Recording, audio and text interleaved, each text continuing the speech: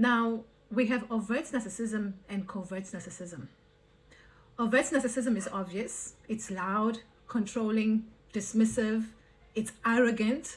You don't have to second guess it. It's right there in front of you. Most people can see it, obviously. They just choose to excuse it.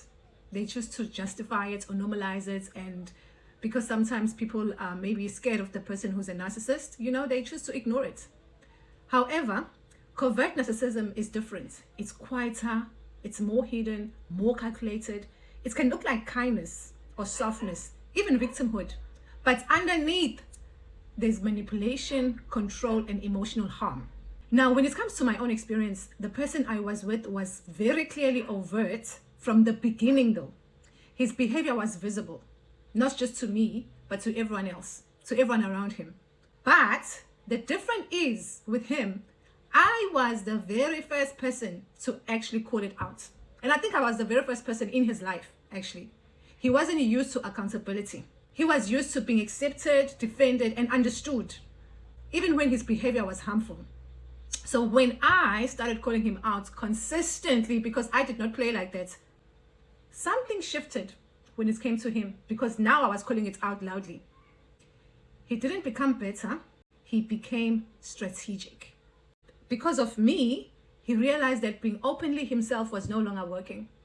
So instead of changing who he was and kind of like improving his behavior, he started changing how he presented himself.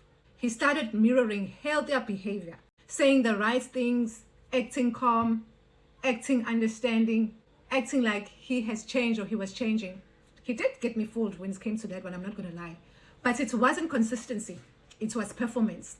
It wasn't growth. It was image management. And now this is the part many people miss, because trust me, I missed it too before there was narcissism awareness, right? When someone like that feels exposed, they don't always transform. They adapt to protect their image. So now to the outside world, they may appear softer, calmer, even healed. But what is really happening is this. They've actually learned when to be overt and when to switch into a more covert presentation to avoid being seen for who they truly are. That's what's up. That's what is happening. And they do have you fooled, especially if you're not aware about narcissism. They get you fooled because you're sitting there thinking, oh my goodness, he's now changing. Nope, he's not.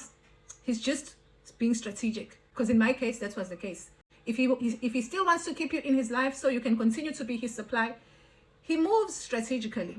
And that is when you shouldn't be fooled. Because trust me, I was fooled simply because narcissism awareness was not on the internet during those times. So this is where I need you to pay attention. Please. Now that you know better, move different. Girl, put your crown on.